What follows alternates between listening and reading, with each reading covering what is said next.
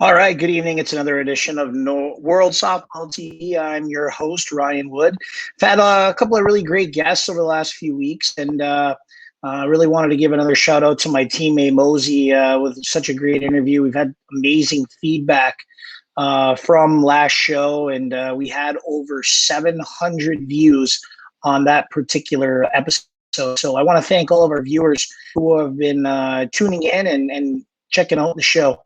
If you ever want to have a guest on or you have any suggestions to the show, feel free to shoot me an email. You can get me at wood14@rocketmail.com. Always up for any insight or advice that you may think that might help the show be better. All right. Well, without further ado, it's this week's guest, another Ontario legend. He's been around a long time. I've known this guy for over 10 years, and he's been my coach in the past and also one of my bitter enemies on the ball field. But looking forward to picking his brain and having him on the show here for the next hour. Without further ado, let's get Don Beadle on the show. Don, how are you? Good. Thanks for having me on the show, Ryan. Appreciate it. Holy Ryan. I can't remember the last time you ever called me Ryan. Yeah, a long time ago. It's been a while for sure. Beadle, you're in fine accounting attire today. How is the accounting business doing these days? It's very busy, very busy. Always busy until the end of June, and then basically we don't do anything for the next 6 months. So I'm looking forward to that. Well, that's good. Then you can, be the fearless leader that you are running the D-backs all summer. Yeah, let's hope so. Let's hope we can get back out on the field this year. For sure. Well, let's talk about your start in the game. I mean, I remember this team called the Stonecutters back in the day. Tell me about kind of your start in the game. I mean, you're originally not from the GTA. I know you make your home, if I'm not mistaken, in is it Ajax now? Whitby, yeah. Whitby. Right. Okay, so you're in Whitby, but you're an original member of Fort Frances, Ontario, correct? That's right. That's where I was born and raised. Yeah, right near Winnipeg, where you're from. That's where I grew up. I actually spent a lot of time in Saskatchewan as well. So okay, where I learned to play baseball was in Saskatchewan before I moved out to Ontario. Well, let's talk about your start in the sport of slow pitch. I mean, how did the beginning start for Don Beadle? A lot of people, may only know you as Don Beadle, the guy who had the Blue Jays back in the day. But how did everything get going? Yeah, so I started in high school, actually, with a bunch of guys that I was buddies with that all played hardball together. We decided that we were going to play a couple of local slow pitch tournaments because most of our dads played, like most guys that in our age group, our fathers played, and then we decided that we'd give it a try. So we organized, and right off the bat, the guys told me, "Hey, why don't you make the lineup and you can deal with the organizers of the tournament," so they didn't have to. And it kind of got me started with the idea of running teams and being in charge right away. And then, ever since then, every time I'm on a team, it seems to be that I kind of get pushed into that role of running teams. And now that I'm a little bit older and don't play anymore, it's the only thing I can do. And in regards to running the teams, I mean, you did play. And I mean, a lot of people don't know you as a player. I mean, talk about you as a player and where you were. And I mean, some people may not know this about you, that you actually did even play the game. Yeah, when I first started in my 20s, I was playing a little bit more competitive ball. I moved to Toronto and met up with some guys that had started a team there that kind of warped into the Stonecutters. So this would have been in probably the early 2000s, maybe 2001. We started playing local leagues in Scarborough and in Toronto, and playing tournaments here and there, always going to SPN provincials or SPO provincials every year, and slowly raising up to the C level. And it was at about that time that I met a guy named Chris Whitman. I'm sure you know Whit. Oh yeah, good old Whit. Yep.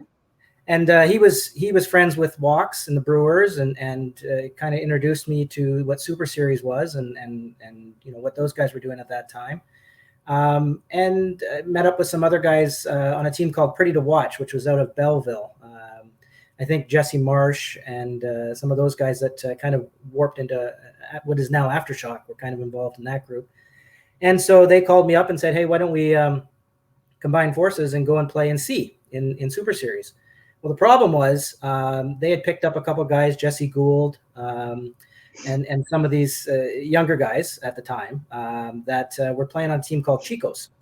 And Chico's, I think, finished 4th or 5th in the standings in C the year before and got bumped to B. And so everybody that was on the roster got their rankings bumped up to B at the same time. And we had 4 guys from that team that were going to play with us. So all their rankings changed, even though actually the funny thing was 3 of the 4 guys actually never played a game in Super Series. They just happened to be on the roster. But it didn't matter. We were getting bumped. So we had a team meeting, and a lot of the guys actually pulled out and said they didn't want to have anything to do with it. They didn't want to go play B. It was too high of a level for them. And there was about maybe 8 of us left that said, okay, let's give it a try. We picked up a couple of veteran guys like Shmoo and Jay Bird that had been in Super Series for a couple of years before that, and rounded out the roster and went and played in B. And we got shellacked. I mean, we were at best a mid-C level team, and here we're playing some pretty good B teams. And we actually called ourselves the Wolverines at that point. That was our first year in Super Series. And it did not go well. And about halfway through that season, the guy that was running the team at the time kind of pulled out and said he didn't want to do it anymore. And so myself and Jay Delorier, who kind of were the original organizers that wanted to stick around, said, well, what are we going to do? And Jay said, well, I think the only thing we can do is you're going to have to coach this team and see what we can do moving forward.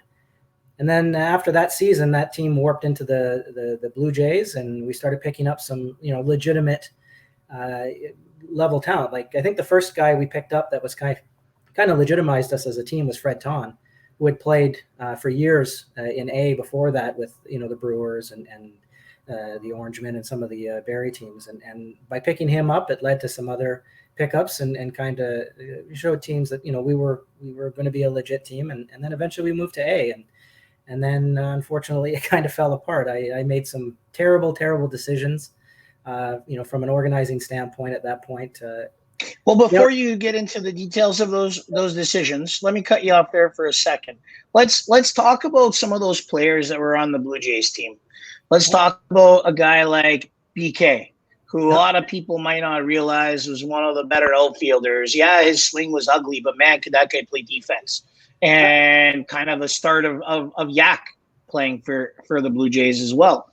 Talk about those 2 particular guys and what they meant to the Blue Jays, kind of getting yourselves established. Yeah. So funny story with BK, and like we do in the sport, it ends up leading to some great friendships, and Brian is definitely one of my closest friends for sure. But he was originally supposed to play with us on the Wolverines team, and when everything started to fall apart, he actually pulled out and he went and played, I think, for the Chicken Hawks or something in B, and didn't play with us. And it was only the next year after, when I took over kind of running things, and I called him up and said, we weren't overly close at that point. We knew each other, but I said, we're going to try to make this work and be a little bit more organized. Do you want to come back? And he came back.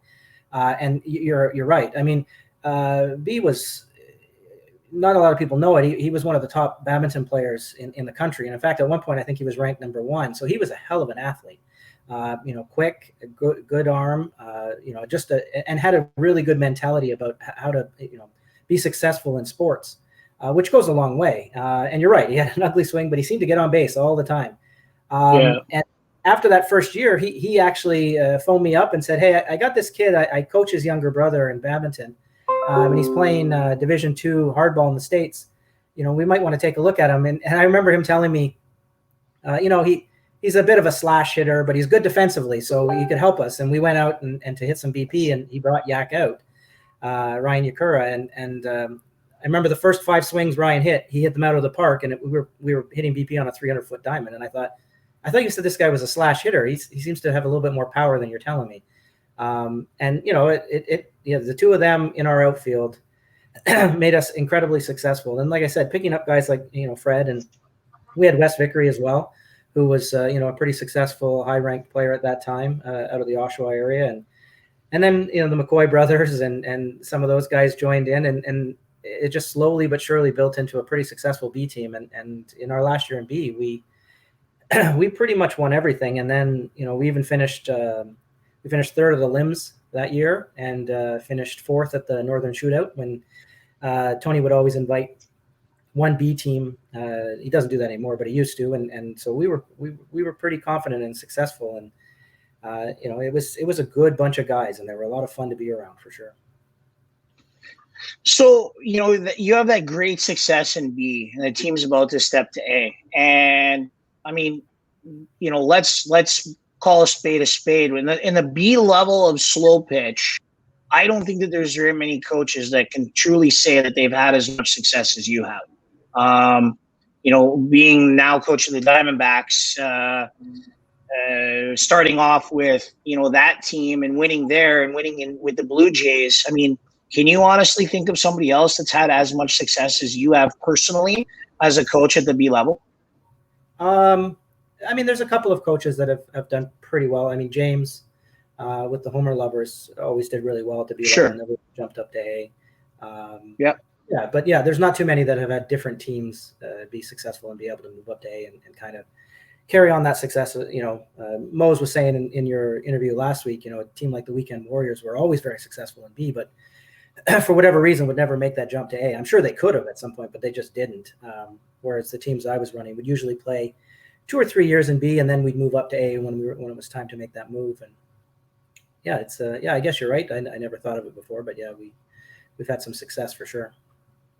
Okay, well, let's talk about your bumps up to A, because I mean, Blue Jays, you win, you're moving up to A. You've got some good players, and you had success, like you said, in the Northern Shootout. Good finishing at the eliminations, which is against all the best teams. Talk about that transition now, that first time going from B to A, and what was kind of your thought process and how you wanted to make your team move up and be successful immediately. Yeah, and see that, I think that's the problem. And Mose mentioned it in your interview last week, that why the Naturals have been so successful, and I agree with him 100%, is they stay very loyal to themselves and they don't try to make big moves all at once. And that was really the Blue Jays' problem, which was my fault. When we moved from B to A, we made 8 changes. So 8 new players all at once in our first year in A. And don't get me wrong, we added some very, very good players, Jeremy Forsey, Mark Frampton, like really top level guys that were, if not already playing on Team Canada, knocking on the door. So these were really good players, but it really wrecked our chemistry. It killed us as a team. And not that it was their fault. Those guys were great guys and great teammates. It's just we had developed something over a 2 or 3 year period with a group of guys that really understood what everyone's role was and accepted that, and everyone got along. And now all of a sudden we were adding 8 guys, which, as you could guess, those are 8 starters. Those are guys who are going to take other people's jobs. And some of the guys that went to the bench were not very happy. And then, to this day, I still look back at my biggest mistake when we added Jeremy and Frampton. I had to make 2 cuts, and it's actually the last time I've actually cut somebody from a team I was running.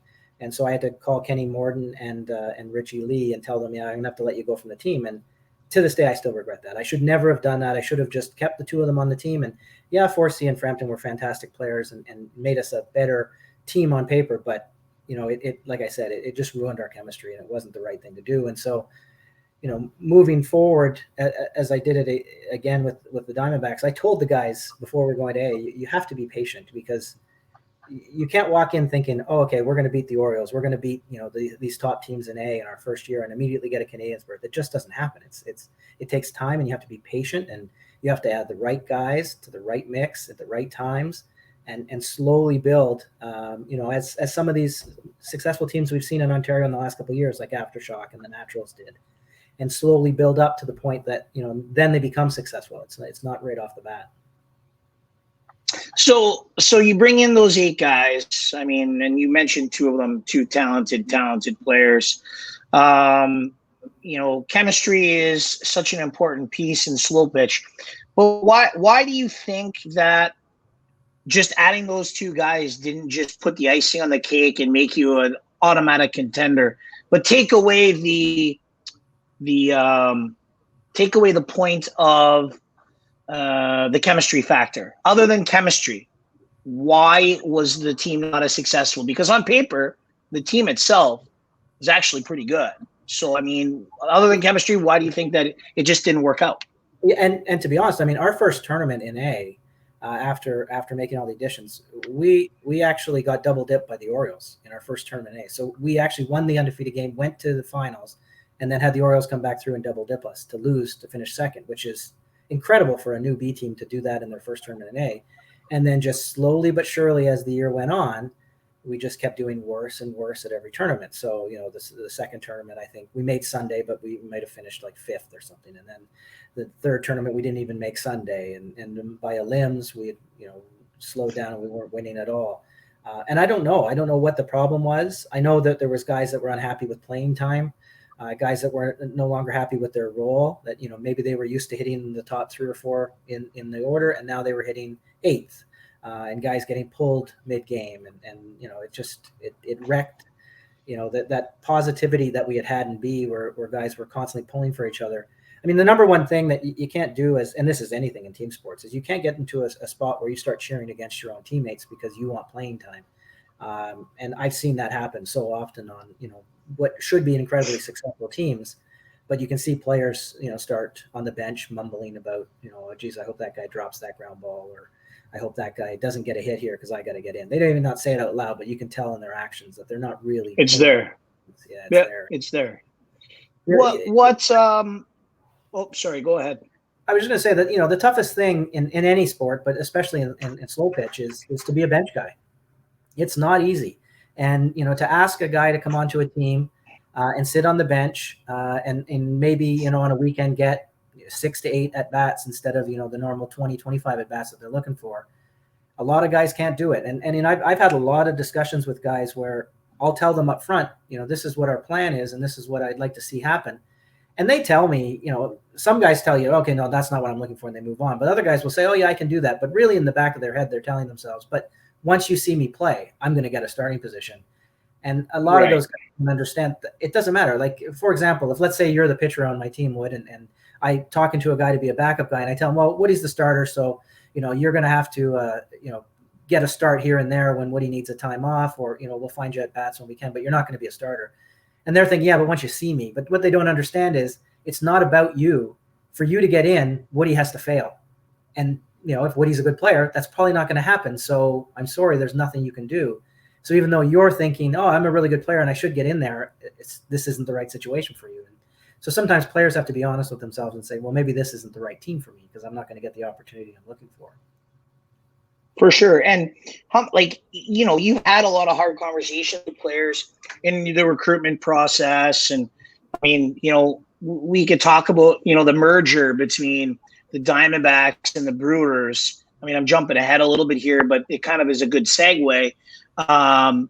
You've got 8 starters on the D-backs, 8 starters on the Brewers. You get them all together, and it never, ever really worked out to the way that it should be, even though on paper that team should have been a top 3 team in Super Series for years to come. But the rope just couldn't get pulled in the same direction.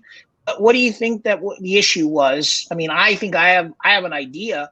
But what do you think? After looking back now on it, I mean, you want to look forward, but where did things go wrong there? I think it's the same kind of thing, right? You're trying to combine 2 groups of individuals that kind of, again, everyone's saying, oh, we're going to pull to the middle, and we all want to make sure that the team's successful.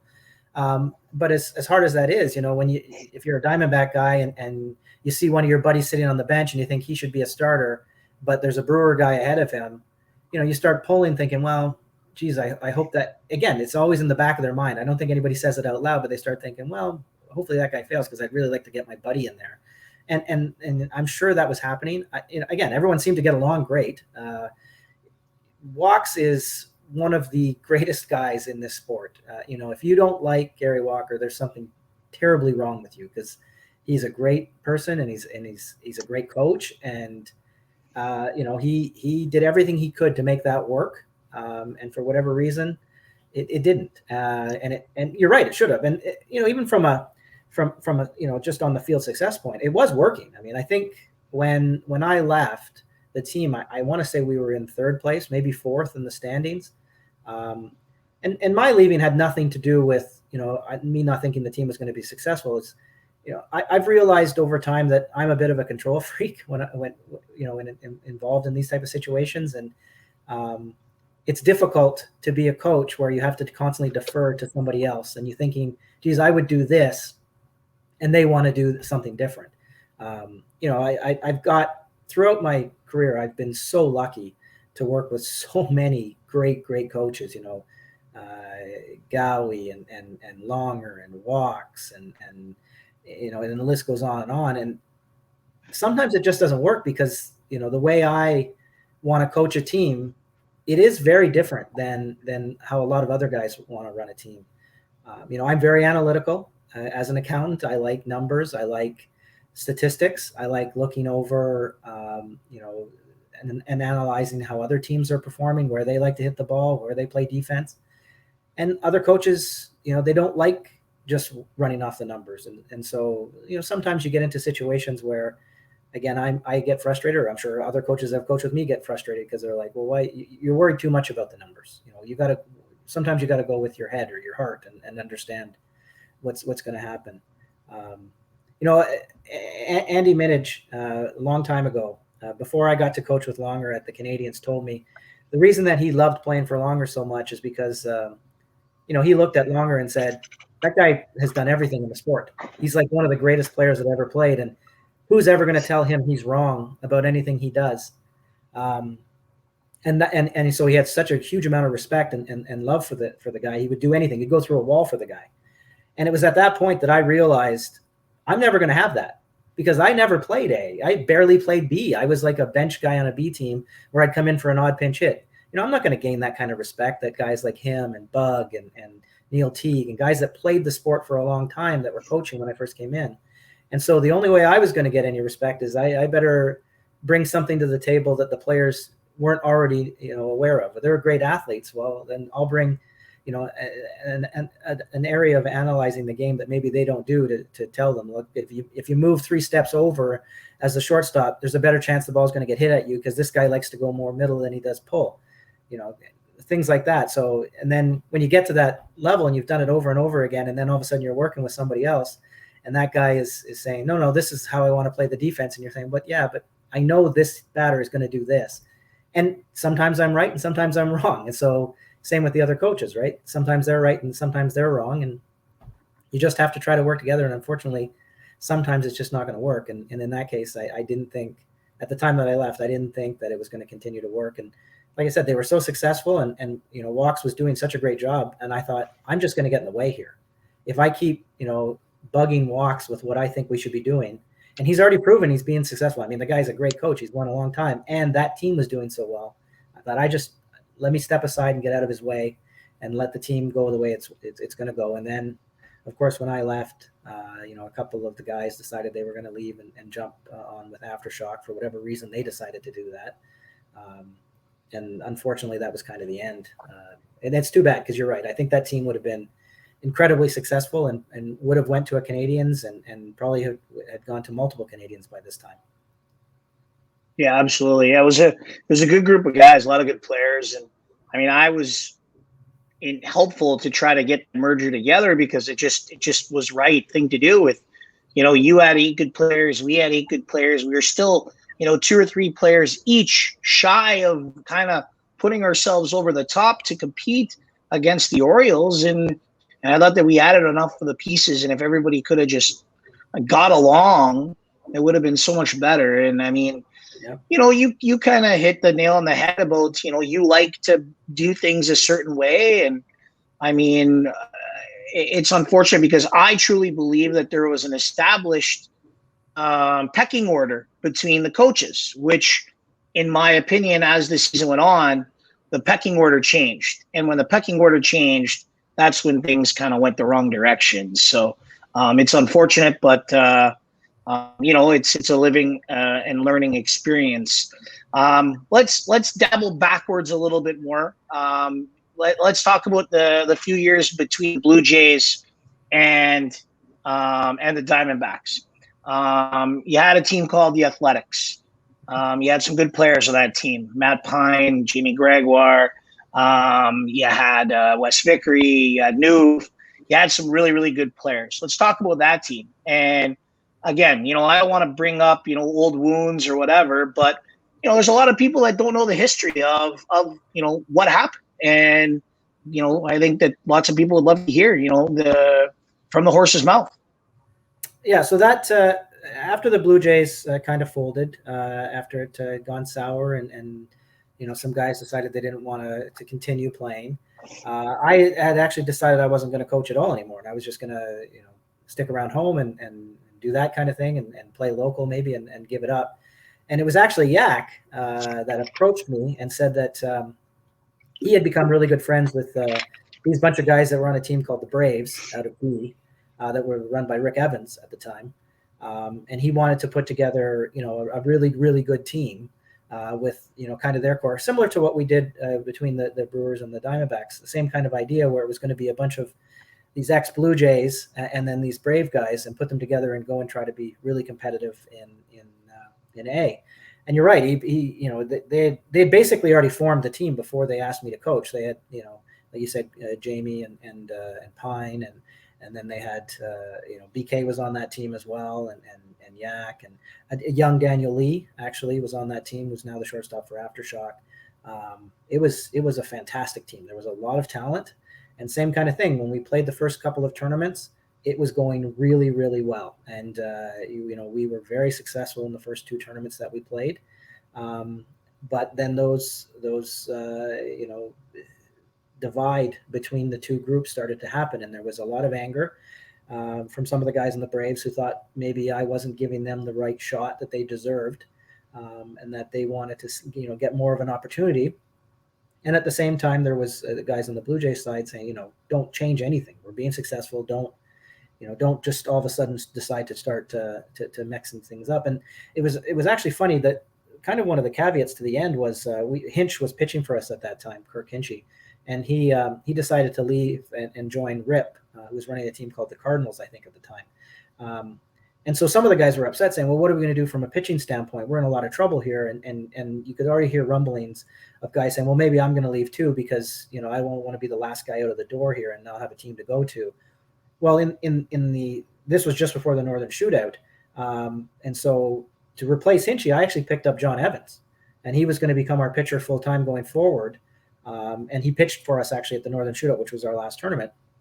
And anybody that knows John knows, first of all, he's a fantastic athlete and a great pitcher, but more importantly, one of the best teammates in the world. And I thought this was going to be the guy that kind of saved this, because he's going to come in here and be the leader that we really needed to kind of take control of what was going on, and from a player standpoint, and kind of weed out the guys that didn't want to be there, and hopefully we'd move forward with everything going forward. But unfortunately, a couple of the key guys decided that they wanted to make the jump and go play with Rip, because they thought that was a safer place to be, and it kind of tore the team apart. It left us. I think at one point I was counting. I thought we were going to have like 10 guys going forward, and we already passed the cutoff, so we couldn't even add guys. So it was too late, because they all announced basically a week after the shootout that they were going to leave. And so unfortunately we had to disband the team, because I told the guys, I don't want to hold anybody else back. I want to give you all a chance to go jump on teams, so that you're not sitting around waiting to see what's going to happen, and then all of a sudden the team folds and it's past the cutoff and there's nothing we can do at all. So but I got to meet some pretty really, really great guys there. I mean, Matt Pine showed that guy can be a hell of a good teammate. He through everything that was happening, he was very close friends with Jamie and Hinch, and Junior was on that team, and he's one guy that said, no matter what, I'm sticking here. I don't care how many guys leave, I'm going to stick it through. This is my team. Incredibly loyal guy. I was very impressed, and I would have him on any team I run. He's a great guy for sure. How did it make you feel? Because I mean, you've had some heartbreak here with a couple of situations, and and listen, I be one of the first ones to say that I wronged you myself personally, but talk about how you felt in terms of these two teams, the Blue Jays and then the Athletics, and you just put your heart and soul into two organizations, and things kind of fell apart. How did you feel? Yeah, I was devastated. I was completely devastated. At that point, I told everyone, I'm never coaching again. I'm done. I don't want anything to do with it. It's not worth it. It's not worth my time, not worth my money.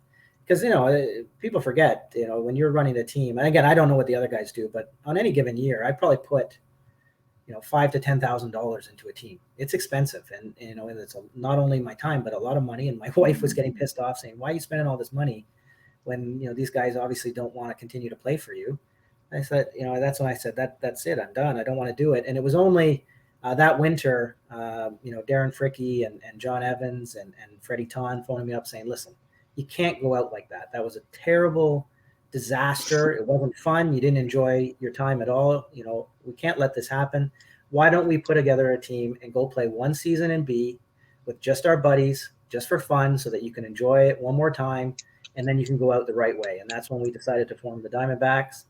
In our first year, a lot of people don't even realize, because that first year, it didn't really look like what the team is now. It was, like I said, Johnny and Frick and Freddie, and then we added again a couple of other buddies. Matty McCoy came back, and a couple of those guys, and we had the most fun season. It was so enjoyable. Everyone got along so great. We actually lost in the SPO provincials. Great game, but it was so much fun. I think we finished maybe fourth in the points or something. So it was a competitive team, but more importantly, it was so much fun. And then we said, "That's it. We're done." That was kind of the end. And then the next year, it was actually, again, I think it was Yak again.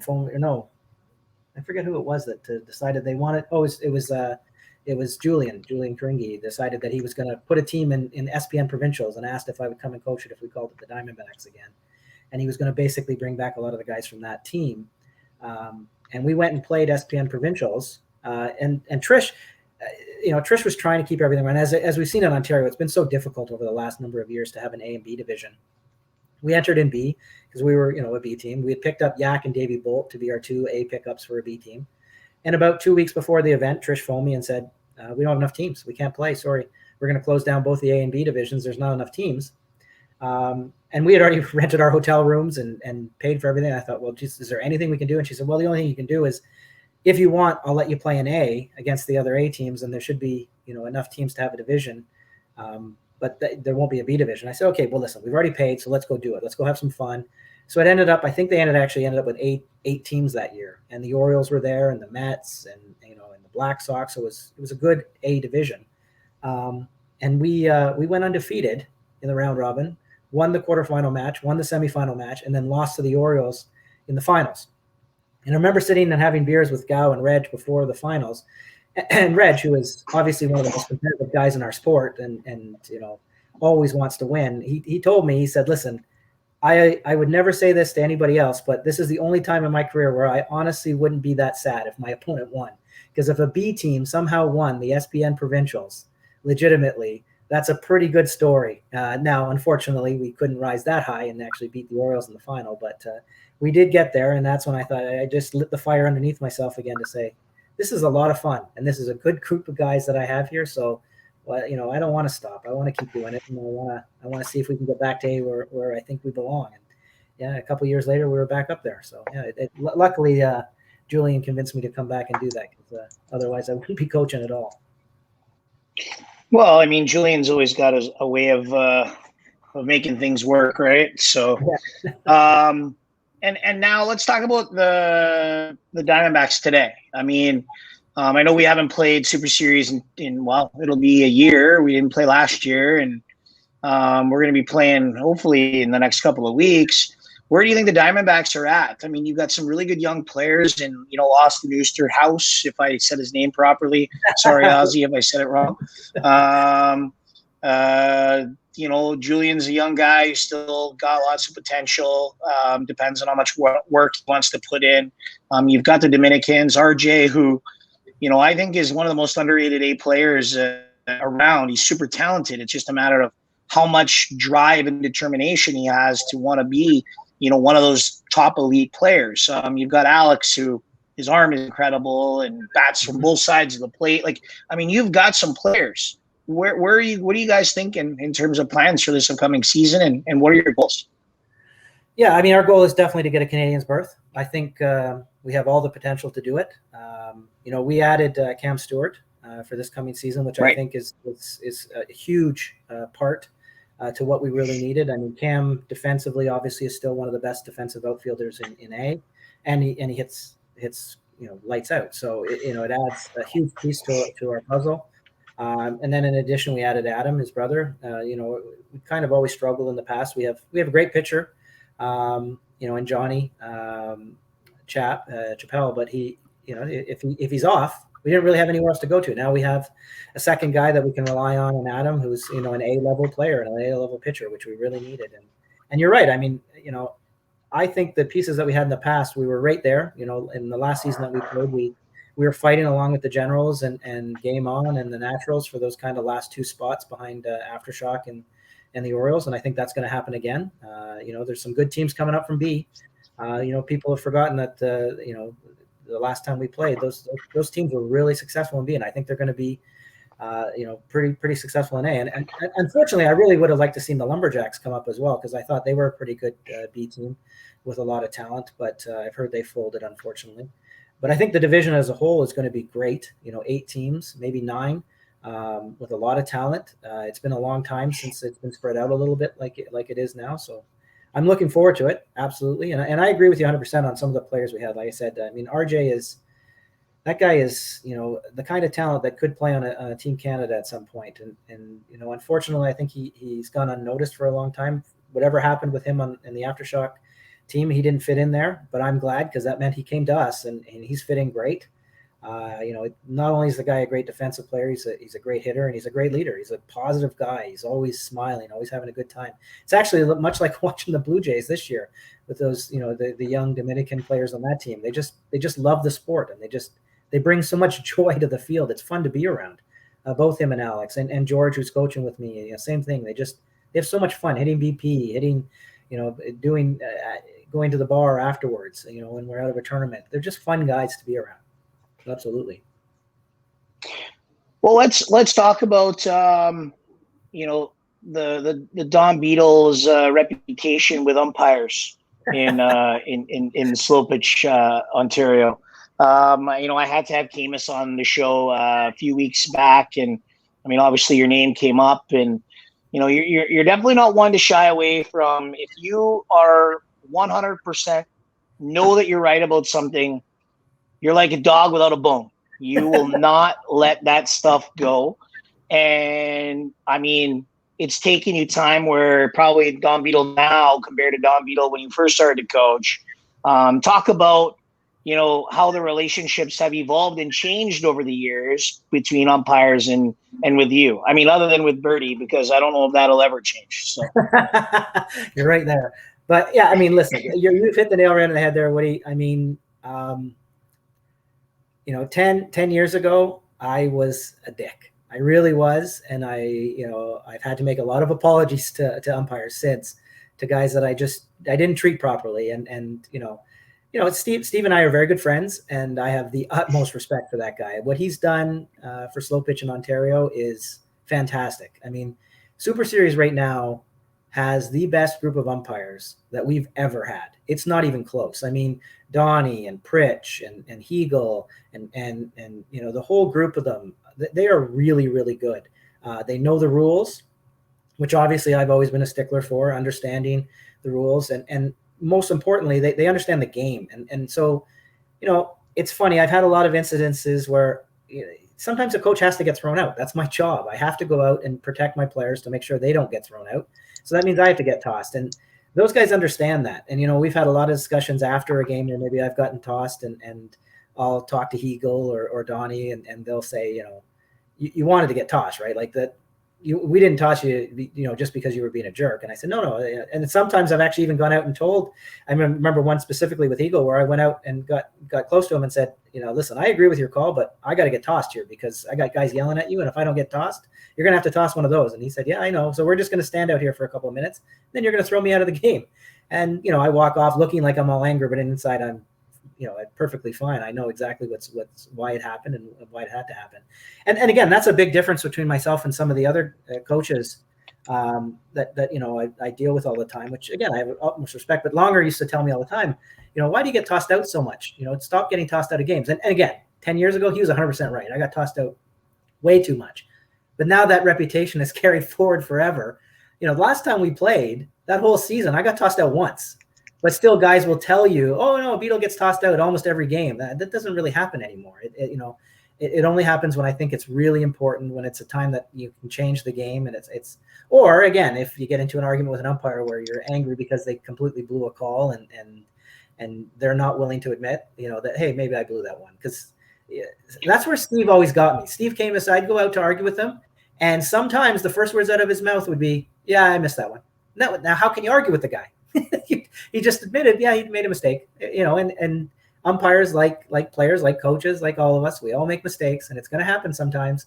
And if you can't accept that, an umpire is going to make a mistake and just move past that, then really you're a jerk, because they're doing the best they absolutely can, and like I said, 95% of the time they are perfect, and they know what they're doing, and they deal with the game the way it's supposed to be dealt with. And unfortunately, the 5% is when I'm usually having to go out and have a discussion with them. But yeah, I actually really like the umpires that we have. I have no problems with any of them, so I don't want to ever make them think I'm a jerk. Of the umpires that we have, and I mean, we didn't play last year, but my one big issue that I've noticed with the umpires is that over the years, the arc has gotten a lot lower and lower and lower. You're not allowing that higher 10-foot arc. It's now becoming more 4 to 8 foot, on pitches with speed, and umpires are still calling those strikes. I think that's my biggest pet peeve that I have with the umpires crew these days. Would you agree that that's something that's still an issue when it comes to the umpires in Slow Pitch Ontario? Well, yes, it's a discussion that I've had with Steve and some of the other umpires away from the field numerous times. The unfortunate thing is, the umpires are calling the game the way the players want it called. Now, you as a pitcher may not want it called that way, but most of the batters, they would rather allow a 5-foot pitch than a 12-foot pitch for whatever reason. And sure. So they've slowly moved the game to what the players want it to be. Now, I don't agree that that's what should be happening. And again, I've had many discussions. I mean, listen, some of the rules just don't make any sense. Like that rule that they had with the line in front of the plate where you couldn't step. It was ridiculous. Ridiculous. But you better believe I was the one coach that every time a Wayne Perrant stepped over the line, I was going to be chirping at whoever was behind the plate. And they would always turn to me and say, "Listen, we don't want to call that. Like, that's not what we want to call." Well, if it's the rule, then call it. Yeah, exactly. The rules sometimes that get implemented are not beneficial for anybody. They may think that they're beneficial. All they're doing is creating more problems and grief and aggravation for specific umpires to call things that, like you just said, they don't want to call. The umpires want to show up, call balls and strikes and outs and saves. That's it. They don't want to have to do anything more than that, because that's all they should be there for. And they don't want to be the ones to, attract attention to themselves. At least that's how I take things when I would officiate sports, whether it be hockey or baseball or whatever. You don't want to be noticeable out there. Be a ghost. And I still feel like some of the umpires in SPO still like to be seen and heard. And there's so many good ones that just, you don't even know they're there, which is great. So, yeah. I mean, I think that they are some of the best umpires that they've got going. And I think that the program has evolved tremendously since, even when I was playing in 2005 for the Henchmen. I mean, man, the umpiring back then was not good. But it has evolved. And I mean, that's a testament to Camus and his crew. And, I'm excited to see how they're going to do this upcoming year, because, I mean, they're no different players. They've been off for a year. Are the players going to be rusty? Are the umpires going to be rusty? That first tournament's going to be comical. I think you're going to see errors. I think you're going to see, brutal calls by umpire. I think it's just going to be I think a video camera needs to be out there, and there's going to be some great footage of bloopers. And I think it's going to be amazing. And I hope that everybody kind of just takes it all with a grain of salt and goes, okay, the rust is off. We'll see you in 2 weeks, and hopefully we're better. Well, I got to be careful with cameras too, Woody, because I'm sure, as you know, I got myself into some trouble in one game that was televised with poor Pritch behind the plate, where a call was a kind of important call, but it was made one way, and then the video showed that it was incorrect. And I made a terrible, terrible choice of posting a picture of that call on Facebook, and I've apologized to Pritch numerous times since, because that was the biggest jerk move I could have ever made, and I don't want to ever get myself in trouble like that again, because they don't deserve that. They're trying to do the best they can. I don't disagree with you, and I remember the picture and I remember the call vividly. It was brutal. But you know what? Whether you posted it or not, I know that you're the player, but I mean, the media every day. I mean, if you're watching the NHL playoffs, the officiating has been absolutely atrocious, and every day they're getting roasted on Twitter, on social media, on TSN, Sportsnet, NBC. All they're talking about is how poorly managed and officiated some of these hockey games are, and it's because they're afraid to make calls. It is unbelievable what's going on, and yet they can be chastised on national television, but you can't make a post on your personal Facebook page to show that, hey, this is a bad call. Now, don't get me wrong, maybe how you presented it wasn't correct, but at the end of the day, there needs to be accountability. And I truly don't think that there was anything wrong with you saying, hey, look, this call was blown. Maybe you could have sent him an email and say this was blown personally, but at the end of the day, the call wasn't right. There needs to be some humility involved in umpires to be able to go, you know what? Hey, I screwed up. Beadle, I'll get you next time. And that type of thing, and Camus and I talked about that on that one show that we did together, is you got to be able to eat some crow as an official. And if you're not willing to do that, then you shouldn't be one. Yeah, no, I agree 100%. And I think that's where I'm coming across, is that the way I handled it was inappropriate, because there's many, many times where a call will happen in a game on a specific play. And then after the game, I'll go and speak to the umpire, say at the umpire trailer, or I'll talk to Steve about it and say, I think that call was blown. And if you do it properly, again, this group of umpires, such a great group of guys, generally, if I am honestly right, like the big thing with me is always, rule definitions and application of the rules, because, obviously I'm a pretty nerdy accountant. I read the rule book inside and out, and I try to make sure I know all the rules when we're stepping on the field. And so if I see an umpire either out of position or an umpire making a call that's incorrect according to the rule book, if I bring it up with them afterwards, again, 90% of the umpires, they'll go and look, and they'll come back and they'll say, you know what, you're right, I missed that. Thanks for pointing it out. Now I know going forward that that's the rule, and I'll make sure I apply it that way. Or Steve and I will have debates all the time in the crowd where, because the funny thing is, a lot of people in slow pitch don't realize the rules aren't black and white. The rules are very gray. There's a lot of area of interpretation of how interpretation. Yeah. And so Steve and I will constantly debate about how we think a rule should apply. Like, for example, the infield fly rule, at what point should the umpire be calling that? And it, is obviously you can hit a ball that just flares over, and because of the way it's hit, it's not an infield fly. But if you hit it a little bit higher, now it becomes an infield fly. And so things like that, Steve and I will talk all the time in the crowd, and we'll watch and debate back and forth. And it's always a good conversation, because I learn probably 200% of what Steve learns, because the guy's a brilliant understanding of the rule book. And so it helps me as a coach, because I get to see what the umpires. This actually leads into a story that I had heard. Now, this wasn't involving me, but I had heard from some people that 1 year at Canadians, Softball Canada told the umpires, we don't want you interacting with the players anymore, the coaches. Stay away. You're the umpires. You shouldn't have any showing of bias by being friends with these guys. So you umpire the game and go away and don't hang out with them, which to me is that is ridiculous, because I'll tell you, when I got to know the umpires that are at Super Series, and specifically Steve and Donnie and Pritch and these guys, I became a better coach, because they would talk to me about what they look for in a game and why, but also it made it much more friendly. I'm not going out there calling Pritch every name in the book or swearing at him, because I like the guy, and why would I treat anybody I like that? So, and that only happens because we were able to get to know each other.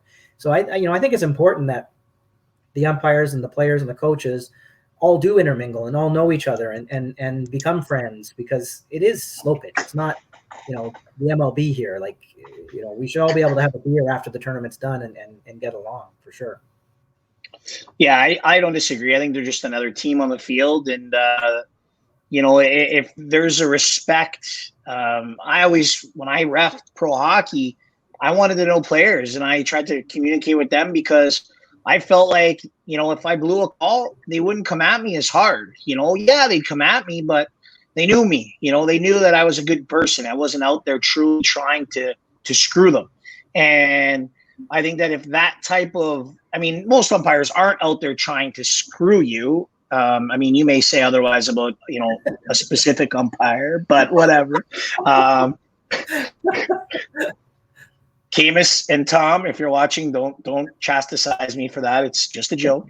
But overall, talking as a coach and knowing the rules and knowledge and all that stuff, you've been a helpful piece to success as a coach, not just putting lineups together and, being a rah-rah guy, but being on the ball when it comes to what the other team is doing.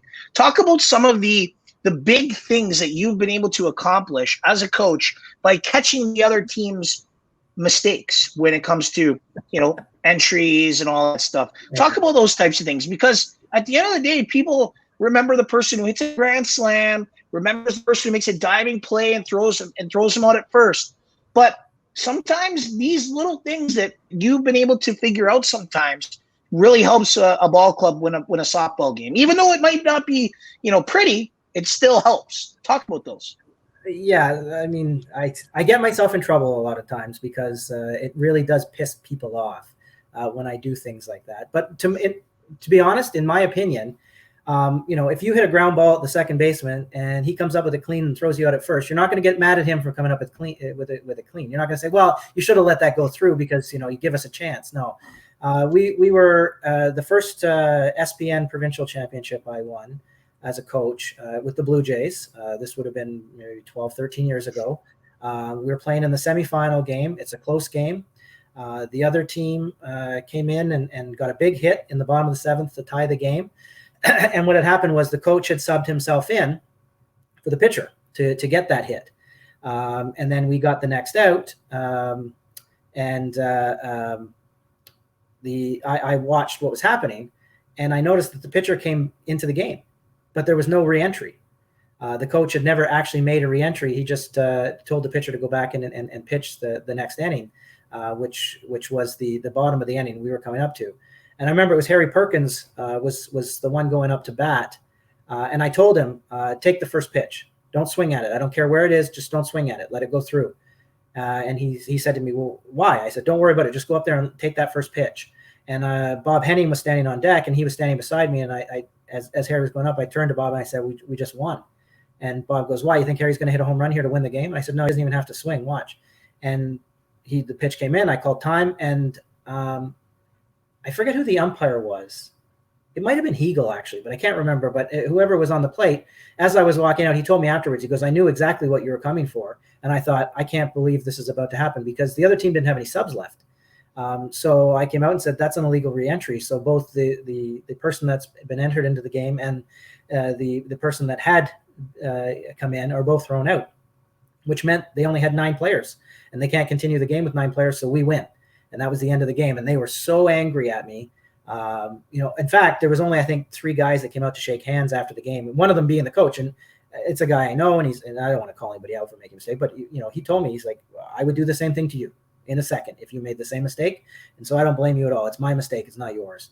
But some of his players were livid that, how could you end a ball game like this? This is ridiculous. And I said, listen, guys, we're here to win. And, this isn't, your local rec tournament. This is SPN provincials. We're trying to win a provincial championships here. And unfortunately, you made a mistake and it cost you the game. I'm sorry, but, I'm going to do my job just as, like I said, any of the players defensively or at bat would try to do their job. I just happened to catch you that you made a mistake.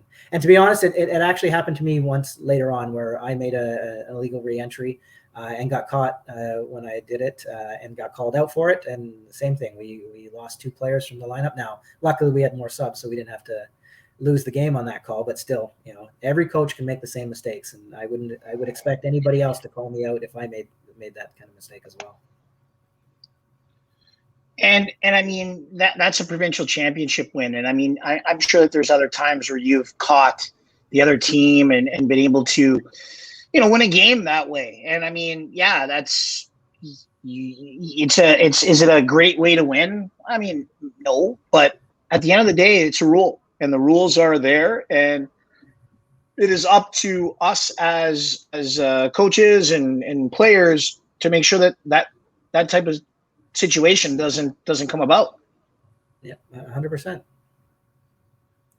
I've often told the guys when things like that happen, get mad at me. It's my fault. Don't ever blame your opponents. Blame me. And so they shouldn't.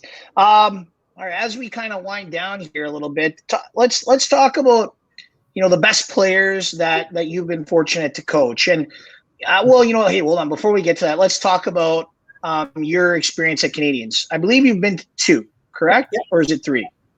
2. So I went with 705 with Gowie, yep. And you were on that team. That was a great experience. That was my first Canadians in London. Gowie had, when the Blue Jays folded, asked me to come and coach. I think that was through you, actually, to come and coach that team and with him, which was a great experience. And it landed me one of the best friends I'll ever have in the world through meeting him. And he's such a great guy and such a good coach, too. And then the second one, I think Mo's mentioned last week, I got invited to go coach with Longer at Canadians in Leduc, which was a great experience. The end kind of sucked, but the tournament itself was fantastic. And to get to sit and learn from Longer, because, again, the coaches coach differently. And, Longer and Walks and Gow and all these guys that I've got to coach with, every time I get to walk away and learn something that, I didn't understand or didn't know how to do properly. And Longer is so good with the players. And I mean, the guy, he just knows the game inside and out, and he earns your respect. And to see how he treats players and how he talks to them, it was such a great learning experience. And from that moment on, actually, so I have been asked to coach on some other teams here and there to go and help out and carry the book and do the kind of analyzing the games that I do. And I've turned them down because after that experience in Leduc, I told myself I'm only going back to Canadians when a team that I run earns that right. I don't want to continue to go every year coaching other people's teams. It's just not what I'm looking for anymore. And so I haven't been back yet. And hopefully in 2022 I'll be able to make the trip. And I think it's in BC. I think is the next Canadians. And hopefully we can start a run and experiencing what it's like. Yeah, so I think that 2022 is going to be in BC for sure. So that's good. Can you hear me? Yeah, I can hear you. Yeah. Oh, yeah, okay. I think I'm frozen. Yeah, you're frozen, but I can still hear you. Okay, well, as long as you can hear me, that's important. Well, you're lucky because I think I'm frozen because I was going to throw something up on the screen here as kind of a memory situation for you. But unfortunately, for whatever reason, the technology will not allow me to do so. But we could talk about it. There is an amazing picture out there in the world that it's you standing on a pole on the dugout, just hanging out, and games going on. And you used to have this garden gnome that used to follow the boys around. And we're playing a game on Rogers TV, and sure as heck, Rogers TV catches you in between innings. And what are you doing with that poor gnome? Okay, so first of all, where the gnome came from. So one of the many nicknames that I have, and I think I actually got it from Freddie originally, was he called me the garden gnome all the time. And so a couple of years ago, Pat Severin put together a co-ed team to have some fun and play in SPO co-ed provincials. And he decided to name it the Garden Gnomes after me as a joke. And he actually got this garden gnome. I think it was him or Harry Perkins. One of the two of them got this garden gnome to become our mascot and stand beside me in the dugout. And what actually happened, I think, was there was a game that I couldn't make it to, and Harry brought the garden gnome and replaced where I normally stand beside the pole in the dugout. I stand there all the time. Everyone plays against us knows that's where I stand. So he put the garden gnome right there, and people would pat it as they walked out as a joke. And so we were playing Aftershock at Super Series, and we had the garden gnome, and Pat, as he generally does. Oh, there's Harry with the garden gnome. There's the garden gnome for everybody's personal knowledge. Harry's got two there, and I cannot find the picture to save me. And I was scouring your Facebook all day today. So, anyways, there it was. But yeah, so Pat was coming to the plate in the next inning, and he was chirping at me, and he kept yelling about why do you have a garden gnome there? You don't deserve a garden gnome. You're not a gnome anymore. And I picked it up and put it at my groin, pointing at him, and told him, "I've got your gnome right here, pal." And Pat, as he generally does, starts laughing and thought it was very comical. And it just so happened that was exactly when the TV camera caught me, and they put that up on TV, and I have seen that picture numerous times on Facebook and on other social media. And lately, actually, where you could have saw it is Austin's dad, Dave, is having a charity tournament, which he's asked me to coach one of the teams, and he actually put that up as my profile pic on his. Oh, good. Charity. Yeah, it's great. So yeah, that will haunt me. Well, I definitely think that it will haunt you for a long period of time. 100%. It's never probably going to go away. No, but it is funny, so I guess it's worth it. Well, let's talk about some of the best players that you've had the ability to coach. Let's talk about some of those guys, because you've got to coach a whack ton of really, really talented players.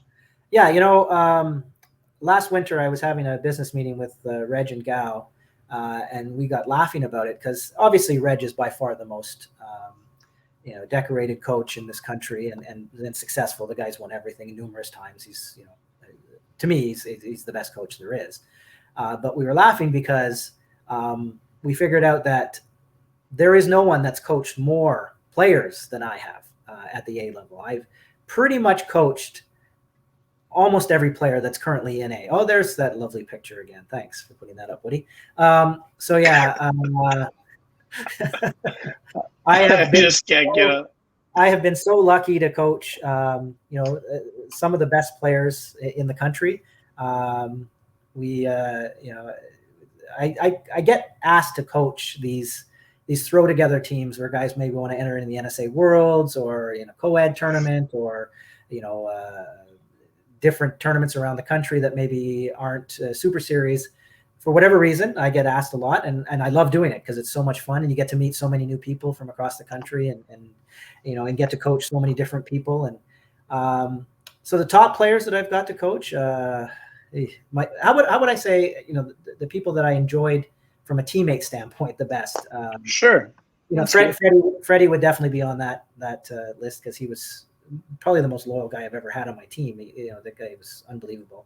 Steve Days was, he's just an incredible person and, just a great teammate. Like you couldn't ask for a better guy to coach than that.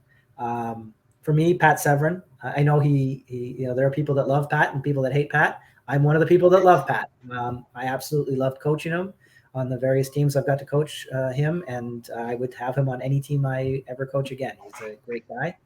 For my current team, obviously I love Scott Foster. He is again, an incredibly loyal guy, and he's turned into one of the best leaders in the sport. He's so well respected, and you stop, you jackass.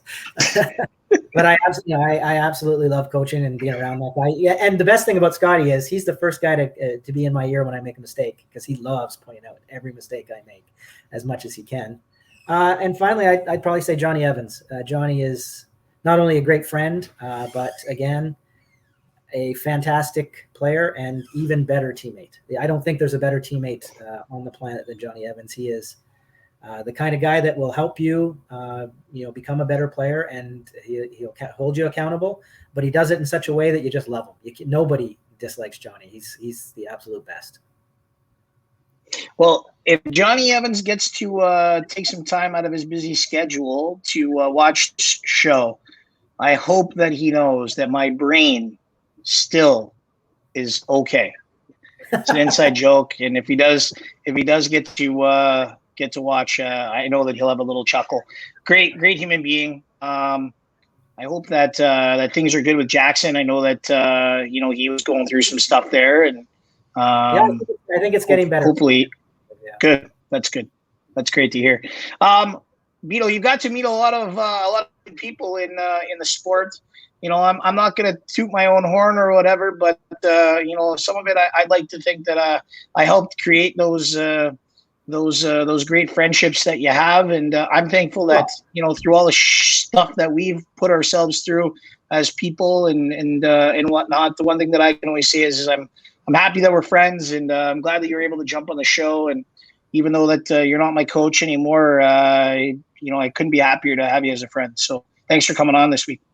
Absolutely. Thanks a lot for having me, Woody. And I agree 100%. You will always be one of my closest friends. Your wedding to this day is one of the most enjoyable events I've ever got to attend. And I can't thank you enough. I ask myself daily why Catherine decided to marry you, but you're a lucky man because she's a wonderful woman, and it was a great night for sure.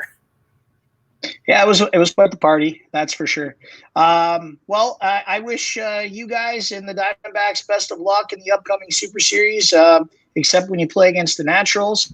And I know that if Big Julian steps in the batter's box, I'll do everything that I can to get that big ginger out. I know what his weaknesses are, so we'll go from there. But you guys are definitely going to be a force to reckon with this season, and I'm excited to see how things come together. And if everybody puts in the work to get themselves prepared, I think that you guys are going to have a great season. All right, thanks a lot, Woody. It's great talking to you, buddy. Thank you so very much for coming on. I know that you were somewhat reluctant at first. I hope that you felt that it was a fun and enjoyable experience. Oh yeah, I knew you talking to you was always fun and enjoyable. That wasn't what I was worried about. I was more worried about why would anybody want to listen to me. I'm not that interesting, to be honest. I don't think, but I appreciated the offer for sure. You're interesting to me, and that's all that matters. Thanks, Woody. All right. Don Beadle here. Thanks a lot. We'll catch you in a couple of weeks there, Beadle. All right. Talk to you soon, Woody. Thanks, buddy. All right. Take care. All right. That was Don Beadle there with the Diamondbacks. A lot of good stories about some of the trials and tribulations of being a coach and some of the ups and downs and ebbs and flows that he's had to deal with. But great experience, great insight, and excited to have him this past week. For amateursport.tv, I'm Ryan Wood here on World Softball TV every Tuesday night. Looking forward to having you here next week. Thanks for watching, and play ball.